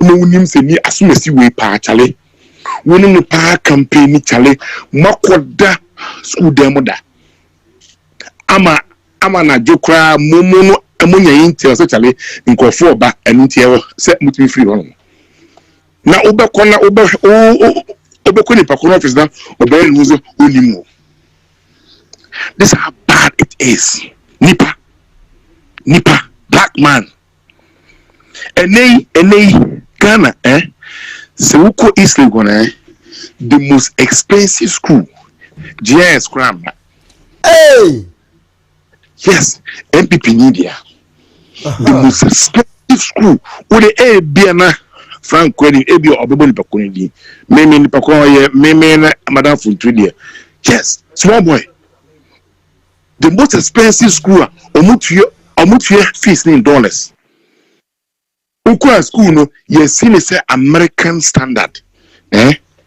buildings here centralized air condition. Dwene de ma enkwhwe. Yes, school is American standard. And ordinary atran no. Ni Mary. Sam Mary na aban e cleaning jobs nyina omojima no. Cleaning jobs bia e wa aban agency bia wo enkran bia e de man no. Yeah. Tafo no me say ohia bibia obetwe phone afro. Wo de wo no atwe phone fre no. On fa ne phone da. I say be a scan a walk akopon ho. It me apart from honorable Kenya, Cecilia will be make a choice manifest. Abe, near to me jai ye juma ho, It me could di Ghana be 3 months. Asa, now 3 months I made the time a juma and then Scotland. This is you kind. With my memory mukakra efa ayi wo ye adwuma Jessica no senka eye menko anka mesre wo se said ye wo start ya waye tu hu ache no fasa akwa wiye because woti hoi ahoden awukura no omonne sa ahoden no yeah yare a eda omoso no omonne sa wo wonne sa yare no se uwo sikam pempem na yare edi unya ya etini o kan wo de fa ne se papa ya wo ye no ena nyankopon e de sa wo yare na oyi wa free amanie mu na nyankopon so abɔ wo ho ban na unya wo kakrawa wo ne wo yire ne wo ma na ebi kura asan so abontenfo so wo de ma yemfa ne saa na said ye wo ye ne nei no se wanya so mfa so a wo ma ne wo generation se Bible ka se agena kana bunu wo masenya fema se wo susu ka ne bere ya wo ma susu bedi ne yie enti yemfa ne se wo bɔ kwampa no ato wo ma ene wo generation ho yes ampa no kwana kana emo dia Frank sisi ya onim nipa ba ko pena ka sisi ya eno na metwen Ken 2028 and the onim e tibesi from this time the onim yentra no mo mad me say me ka samadan for free free New York Majib ebe catch them say chale onim say momo coordinators no more upper west ne upper east na me na me de ma ujafo and I'm say how comes up una de ma ujafo because we no minim so ye ba me boy also the fa ona bo driver ne so Kudus okay me do free and I'm say na Kudus you know this guy say Majibie a boy ba me boy boy we kra anke man DCU gabi asa ochira kum ne yifa arantie ko ye tro yi no de onu no di shares no let me buy out na omo de am obufufro it why do you let such a person one name ye coordinators what I say twonim senkananka sa infractions we and see ahụ me see anka abano anka be pai anasna anka enkofu be lucy me send message bi call Asempa we ayi abe meni mu wi a me video na be send o who dey play aneti ensema obi mo kan o we di because now I knew whatever I was saying you sabotage heavy and I say I na pompo dia be kan na numa asem yeah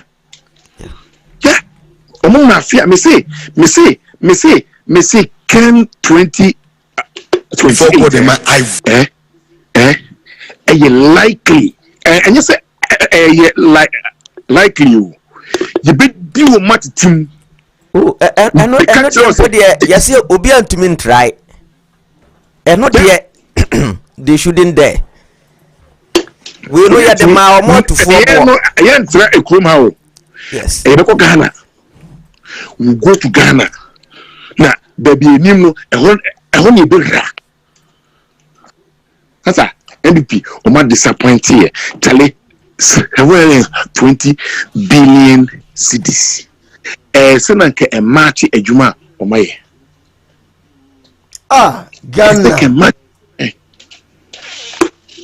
Jabe me more video ni see ya we message ya me send ko Asempa na mpanifo including Baumi na Kufuor nyina no go mutie me ka kire me ka wo so say we must sabotage na me have evidence yo oda ayasa na bra Mate I'm the most here why okay medasi mo Neo kai ana yatene nkan na araho maminti ade we before God and man, I voted for President Akufo-Addo. Voted for him. I am not sure I voted for him, but I have regretted doing that. Because if you ask my mother, I fought them at home because he's a strong NDC. And I didn't want to hear anything NDC. I fought them at home. Ask my mother, she's here. I fought them. I said the new era that is coming is the era of Nana Adodankwa Akufo-Addo. Onusubaya or their family. I'm sure my father will be turning in his grave because he's a strong NDC. We are tired. If you are not tired, me, I'm tired. Okay. And some people feel that I suffer, no, they don't have to put themselves in politics and all that. I was on President Kufuor's educational committee. I served on his committee. The committee that brought the 4-year term, I was the student representative on that committee. I served for him. I was writing speeches for President Mills. So you are no more political than me. But look at the nonsense going on. When there was this cleansing of the banking system, and I was in the office, one office, when a man came and packed a Benz, very nice Benz, 73-year-old man. He had over 2 million in investments. He came there because he said he's been monitoring me, and someone had said that I was coming to the office that day, and he knows that because I'm a man of God, I can help in the situation. And a man coupon and an auditor of fuel a man that has over 2 million in investment. He came kneeling down, 73-year-old man kneeling down and begging for 500 Ghana cedis to go and buy medication. What kind of country is this? See, sometimes when we are in places where because so the few will benefit and then the masses will be suffering. Because the people in position of authority are wicked and evil. Listen, anytime you see people suffering, it is an indication that leadership is wicked. It's as simple as that. Is it Proverbs 19:2? It says that when the wicked are in authority, the people suffer. Yeah. We're going through this country teaching people about investments, setting up investment clubs. For the past 20 years, investment. Ipaki, Ebayena will organize people into 20 groups of 20. Now we go and invest. They go and put the money in bonds. Then somebody comes to tell you that he's going to use it for debt restructuring. And then you are happy because you are MPP. Yeah, you are MPP, but it is nonsense. Did you hear what the German ambassador said yesterday? He said that if you are coming to our country to get us to go and beg China to support your debt restructuring, cut down on the size of your government, because even we don't have the kind of size you have. Is it not from day one that Ghanaians started complaining about the size of the government? Let us, the Christians, prepare ourselves to go into politics. Don't go into it because you want to amass wealth. Go into it because you want to bring change and take care of people. Have a big house. How many rooms do you sleep in? Sometimes even the room you sleep in, you leave there and go and sleep in the hall. We don't need so much, but it is called acquisitive greed. May God deliver us. May we be each other's keeper. I said the communion reminds us that we need to be united here, then we can make it to heaven. But if we are united, we will care for each other. The person who sponsored some of the books that Dr. Yaopebi printed on financial intelligence was our Minister of Finance. He was the one who was teaching us, lecturing us, helping us. He really helped us to understand what investment was. Reverend Mrs. Comfort Okra, who is on the board of Bank of Ghana, she was one of them. And all these people are strategically positioned. Whatever is fighting their Christianity, that is not allowing what we truly know about them. Because I'm telling you, these are very genuine people. They are very caring people. They are loving, they are genuine. I'm telling you, I know them. I can't bury the thing. It means that there is something there that must be broken. All supposed to be involved. And that is what we sing. We are all involved. We are all involved. We are involved and build the fatherland. Ha!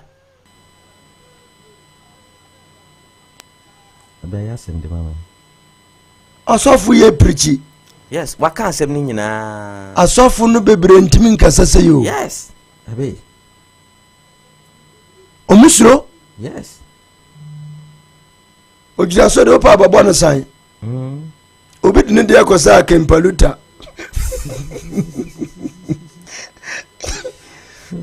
Angry Ishmael.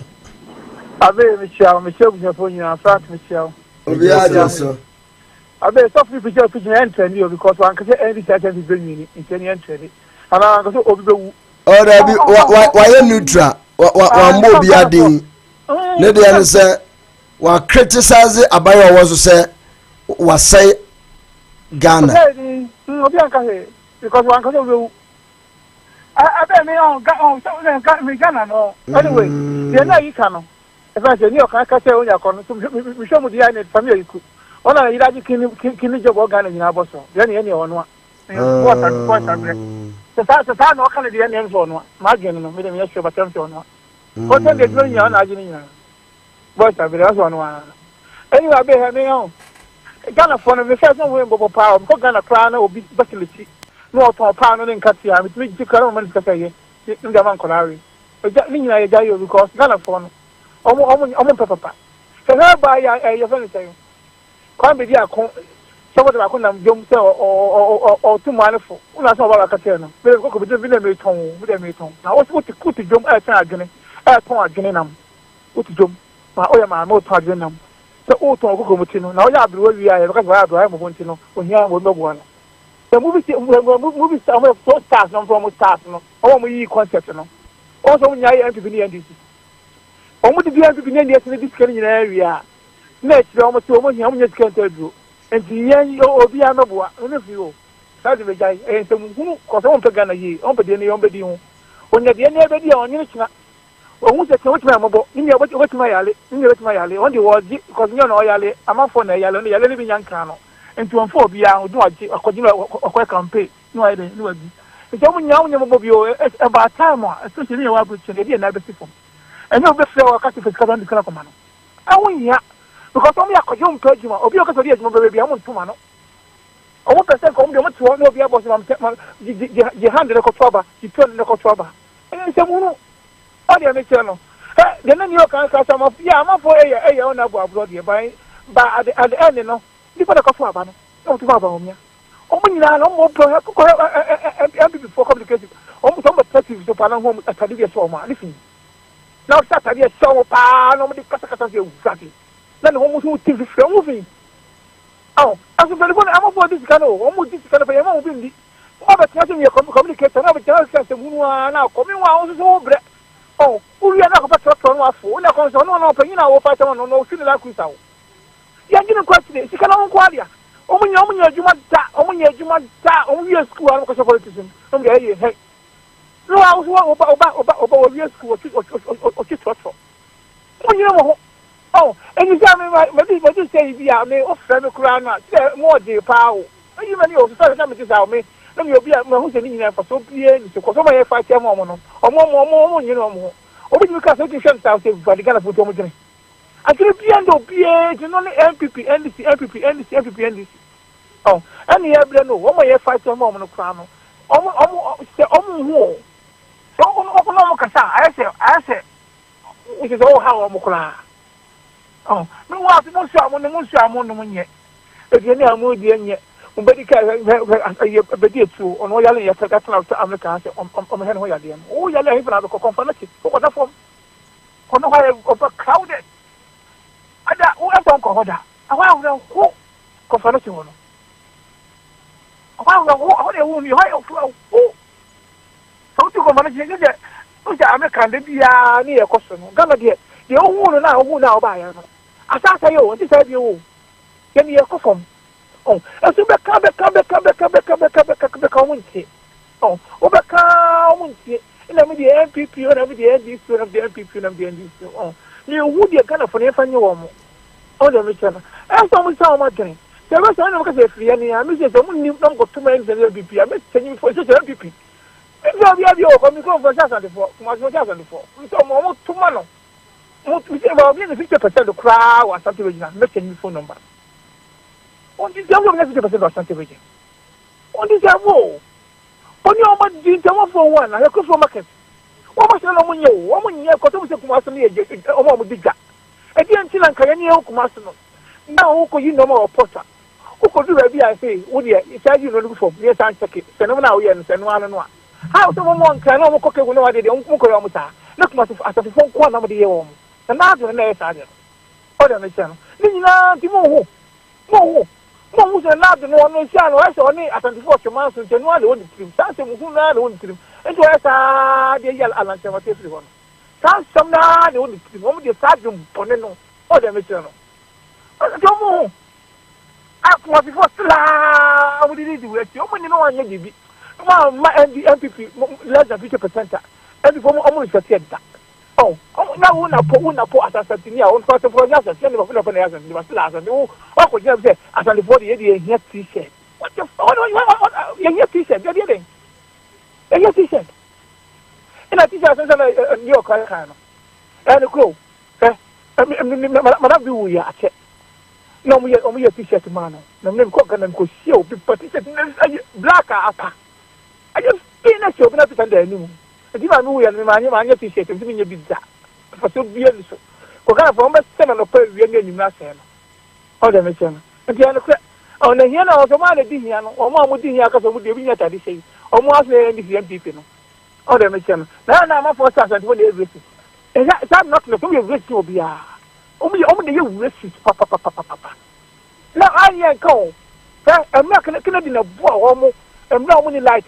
As you do a channel on your head, zero. Oh, this house on the phone where I was on tomorrow. I want to everything to you.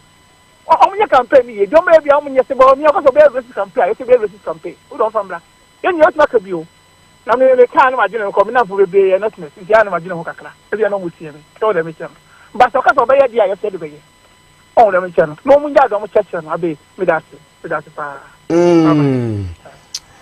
Thank you very much, Uncle Ishmael, and also when you didn't come on, you messages be Abe.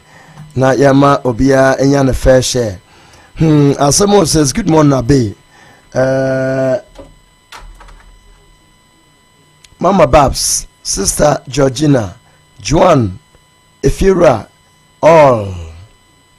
Rikusabe, good morning and welcome. Uncle Yaban said, blessed be to God and Father of our Lord Jesus Christ for yet another beautiful day. Good morning, Sir Abe and Sir Frank. Good morning, sir. Pichulola Buska says, good morning, Abe. Portia say, Amino. Rebecca Baden say, we thanks God for today. Alex Bewo say, good morning, Abe. How are you doing, guys? Doing today? I'm watching live from Sweden, Stockholm. Number 12, no cheddar, no vote. Augustine Abuaji, good morning, brother Abe. How are you doing today? Thank you. I'm doing good. She says, Augustine says, I have sent you a video of Kwame Bediako way back on your number that ends with 0360. I've seen that video. They lack wisdom. Na dia ubedua say they have not juju anybody. Why, Frank? They have not juju anybody. It's true. Obviously, it's a typical Jimmy. They like wisdom. Yay! Yo, now Thompson of all say, bro, don't be surprised. We were born not to like good things. The truth is that the youth are the problem, not the politicians, because they are the ones going to vote for them. Thompson of all say, we hate someone who will change things from bad to good. Iko say, ejanum ne nanum memamwachi o. Thompson, even see the mentality of we in the diaspora about Nana Kwame Bediako.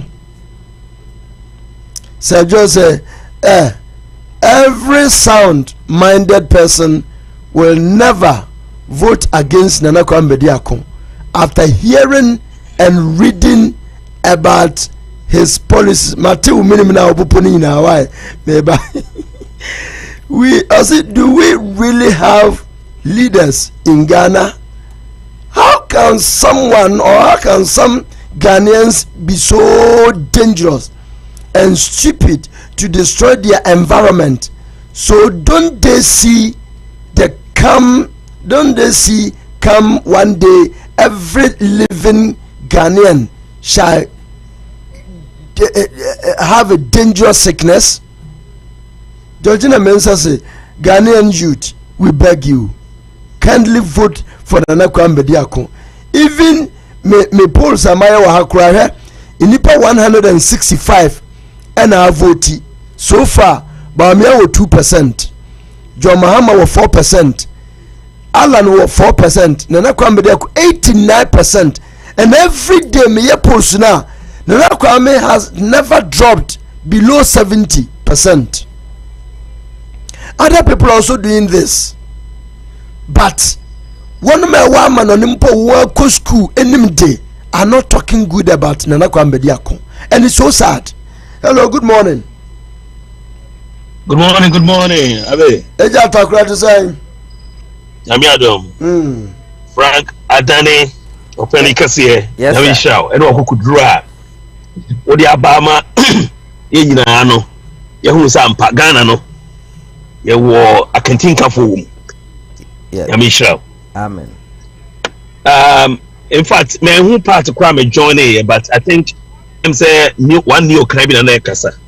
Now I want to best me regarding asmo kaya I am yapa say an idea oba fesera ansan mabeboa na say okwa unimi biu.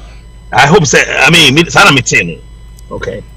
Na say sadia if I show me brave yentimi for ono emuman yentimi emfa eno emankoso emagana me kase me kofa kofia palu efri Ireland edene ba US South America Atlanta young guy menene nanti mua fa kwa chinia any other guys you could do Ghana no sa adwena ni kura no so I just here I asked myself what ordinary citizen from Ghana na we fanya politics no in a sense sikanti nearby baby sika ibetoe sika ibejaho say you see two evils does not make right say obi edi bonia enko support no na stand strong and speak against it, which Frank Adani is doing and other people are also doing.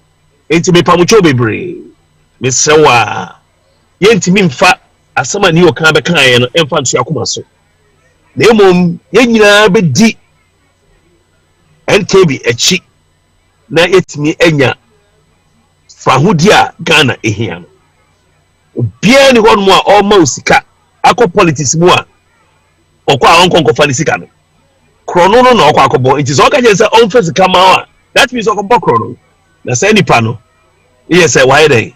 Wa mama ama bibi ama me yama ene echi before no. Enti se o kan sa me ne nya adwe kwa. Me ne nya adwe. Ti na kakra me kan. All right. Thank you very much, Anchor. Yamin Shop.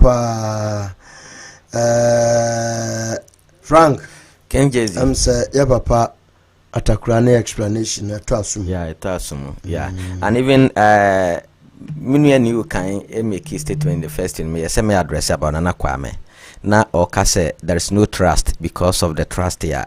Omunya no won Nana Danko Akufo-Addo mu a wantimi ameye bibia enti Nana Kwame nso no ono nso ntimi ma meye bibia but there Nana Kwame Bediako ne Nana Danko Akufo-Addo omunye nipa baako.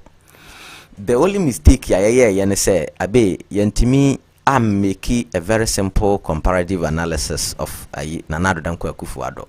Ya fa ne say oye NPP ni na ono nso so wabre wo NPP party munti aduru ne so. Enti as I say a man be the president. That is what we took it, but we didn't take it on a perspective of say omaya no hia mpuntuo. Now, so ofa Nana Kwame Bediako na ofa Nana Danko Akufo-Addo a bra Nana Danko Akufo-Addo ba be pega na mampani na di no na omo bra. Eni Nana Kwame Bediako wabo bra. Bra Nana Danko Akufo-Addo be pe mampani na di no na onye businessman. Eni Nana Kwame Bediako is a successful businessman. What do I say? So there is a great gap, and politics is by the businessmen, successful businessmen indeed. Into that comparison, ne de yemfanto chain. Na said ya Nana say yen son and na here near or more brother mpo yen son and ya son ahwe. Na sikania or no wa born bra. Abofra o sansu wo sika wa born bra. Na ni nyuma etum pound. Na yen son and ya de afi na ya yere. Yes, your court money. I don't think you court to na yen koji sika ni bi because our court we dey na omo wa adwempa. So what I say? Ehiafo ma omo brada omo sanso ya akoronfo omo se yen so omo hwe ya so omo ahwe na sikani abrante a wabo bra na owo ni sika na o se yen so hwe ya se yen pene yen TV da abiase we ya asem araho ebusia abrinti ya de mo besi na mo messages no ma menkan bi ma yenwie ye Sly Wonders greetings. Sly Wonders, hey Frankie nie owu abro ene owu nkoko ampa. Asikira ne sen. Owu abro ne owu nkoko. Owu abro ne owu nkoko. Asikira. And Kwame Joe said we cannot afford to lose young and vibrant young leader Kwame Bediako in this coming election. Let's vote this old rugged ragamuffin leaders out. Afia say vote Kwame Bediako for industrial revolution, jobs and better salaries. Maybe Zedu says, I like cheddar. Kwame Bediako, he is full of wisdom. He is full of wisdom. And Uncle Aban says, oh, wow, this guy has excellent ideas. What are we waiting for to grant him the presidency? Bibatano says, good morning, Abe and Frank, and beautiful family. Sly Wonder says, with simplicity, we all survive, but not with our current BD leaders. Hello, good morning. Good morning. Good morning. Good morning. Pacho na to say. Erade abim pacho onso eh. Pacho Adom pa me kasa filande. Mo. Maya de. Yadase. Maya de pa so mo pese mo je ɔman si hɔ because yɛhwɛ ɔman no baabi a edu no mini mu sɛ yanka mo me anje ɔman no nsi hɔ a ɛbɛ ha twɛn because 32 years ni yɛn nyinaa no yɛhwɛ sɛ nka bɛkɔ n'anim but ayɛ sɛ akyekyere nanteɛ anasɛ nwa nanteɛ ɛna yɛ nante wɔ yɛn kuro yi ne a wɔtutu kwan kakra yi deɛ yɛhu deɛ ɛkɔ so wɔ amanfoɔ ɛman so na wotumi sɛ basa a wotumi sɛ yɛaka akyire papapapapapa na deɛ meka nyinaa ne sɛ Ghanafoɔ adɛn nti ɛna yɛntumi ndwene nkɔ akyire sɛ wodi adeɛ ama obi sɛ ɔnyɛ ma wo na sɛ nipa no wɔyɛ 16 years wɔyɛ 16 years na sɛ nyiye a adɛn nti ne yɛmfa bɛ nipa foforɔ na yɛnhwɛ sɛ ɔno nso bɛtumi ayɛ ne yɛda so te ɛno ho ara no yɛ saa complain ɛno na wohwɛ a Frank de biara ɔcomplain na me de ayɛ na ɛyɛ bɛyɛ kakra ne sɛ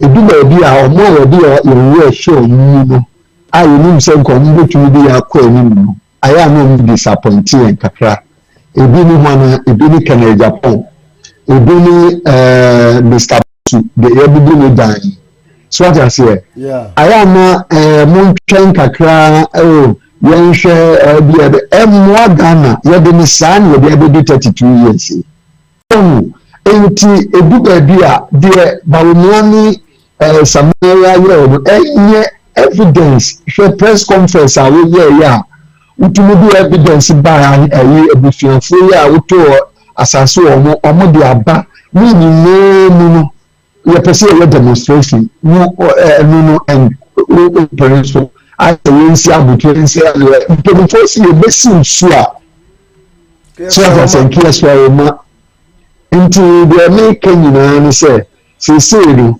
oxygen no a ɛwɔ hɔ ma yɛn seesei apaa no ɛyɛ na Kwame Bediako nkurɔfoɔ sɛ na ɔyɛ kurɔfoɔ obi yɛ kurɔfoɔ na so wɔtumi abɔbra ɔkɔ wia adeɛ koraa na ɔde aba nkurom a ɛnyɛ aborɔfo nyɛ wɔn gold na ɔmo bɛwia ayɛ ba ama ɔmo de abɛyɛ yi sɛ ɔmo da so koraa ɛfa kwan bi so saa wia fi yɛn nsam so ɛho a ɛno no ɛnyɛ sɛ ɔbɛgye afi nsam bata ɔde nyansakorɔ no ɛbɛba abɛgye nti no deɛ meka nyinaa ne sɛ moma yɛn nyinaa yɛmmom asɛ youth no na yɛntoma Nana Kwame na yɛma MPP ne NDC hu sɛ ɔmo de yɛdi agu akyɛ nti no yɛbɛtumi ayɛ dɛn asesa ɔmo afi hɔ ɛno koraa bɛkyerɛ ɔmo nyansa a seesei no ɔmo ahu nyansa nti kakra a mɛka ne sɛ moma yɛn nyinaa yɛambɛta akɛdɛ Japan akyi no nyinaa no moma yɛnkɔtaa Nana Kwame akyi na sɛ 2028 no sɛ bi aka mba na sɛ bi a wobɛkɔ back ano akɔ back because anyɛ saa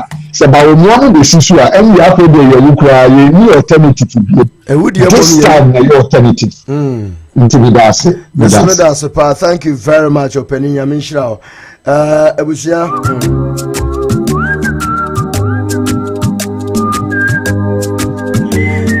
yes also Frank say maybe adri deɛ yɛbɛkɔ ma obi aba mmiri yɛbɛba abɛtoa so nti abusua yɛda mo nyinaa ase ame nkyɛke roll call no I see Sly Wonders Miriam Menuseni think like most Ghanaian, that's why he thinks like most Ghanaian, that's why it's like what is it now? Oh, okay, what is it now? Yeah, thank you very much Eric Owusu. This election will show the intelligence level of Ghanaians. Rufina Champon, good day. Prophet Abe, Frank, and Truth Seekers Online. I will catch up now. Dr. Morrison Doyan say, I'm happy for Nana Kwame Bediako. Ebusiyama pon, my mema 1 minute per line. Opening. Mr. Abe, medasi bebe. Well, say yeah, braba kunio kai. Yeah. Yeah, well, you're good. Yeah, yeah, be fanes na once or can be say intimate trust Nana Kwame Bediako. No question. On say even yera can cram, I cram on so you seem tongue kitting be one home. but ninia ya kataso what I say because your shop papa na ewo numu na edoso enti yentimi trust Kwame Bediako won se neni abre ken na ken na ken so ye be dem po na trust no because no see nipa what I say enti baby edu no nya afipo na we so ye selective na ye na do de said there we kan obra no na kan steady na yen steady ye na ya kofa problem na de aba beto ye ho so but sisi a baby aye gine yen fa support no e ma brand ye ohoyi what I say by ye see e be twen ken so bet ma be surprise because me ya da no pa but MPP no gine mu no kra me mpe MPP no gine mu no because most of the time the political parties no omo ba power omo be some party no omo be some oman no nti ken say you be a say nyame ya dom pa no doge party no kra no te no ho a na nke be brutal na Kwame Bediako kra na yen sheda ni mu no hwese na wesi afa baby na ken nke be da na ebutu but amane sa nti e betre ni ukan or support on fan support but Thank you. Abu Muhammad say we are human, we are not robots. Therefore, we can't afford to make mistakes, such a mistake by voting for Dr. Bawumia and JD. What will I tell my children? Satina Amponsa Davison, good morning to you, babe. How are you? Baby, see new okay online. Baby, see new okay. No susum niamankwa. Slow on this, please. New okay. New okay pony. Ponofio oh panofio enele imiwe gahabu. Again new okay panofio. You don't have to know Nana Kwame Bediako before you trust him. If you simply can't beat them, join them. Ghana one hustler yao. We love you all. Adebaku Amesram say you are not subscribing to the channel, you are not sharing, you are not liking. Sani ebeya platform we minde mu hwamo why. How amamo bia kwa mo kana boso de no. Saa na Adebaku enim. Mesramo. I will not change, so don't change. Just like the page. Na emwayen. Ya minshira mo ina anapay wafaya. Asada enkan ewrade nhyira wo wonu abusua obi bia ya menhyira momina atesai Mama Babs Gifty Aboaje adwumawura Israel tesai enimsa ho ye Mama Georgina mo ho ye de Mama Fadda botwe de yete won ka che Fadda ajukusu sa afe nso Mama Becky North Carolina ufana to your ten minga bolebi ne nla kegbi na onu ihe ewo minga bo. Thank you so much, lovely people. We love you all. May God bless. Emri ebeba beshia na one more to aba America de na rokoso Trump nie Kamala nie. We see the bottom line, but vote for your future. So America ha Shawdachi na to ho aba yamenhyira mu nyina. Bye bye.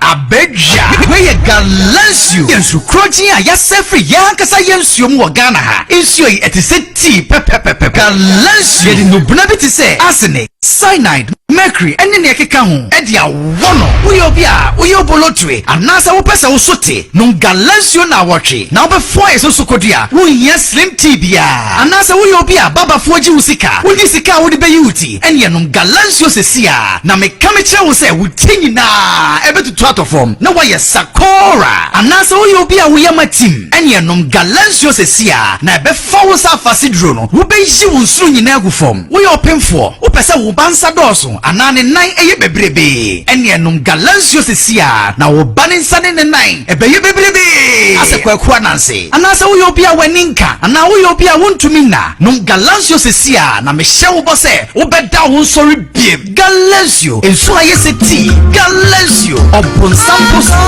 Twene FDA agiatum Galansio enyema amanyofo abusuafo ene ahemfo abaton asase ede ye galamsey Galansio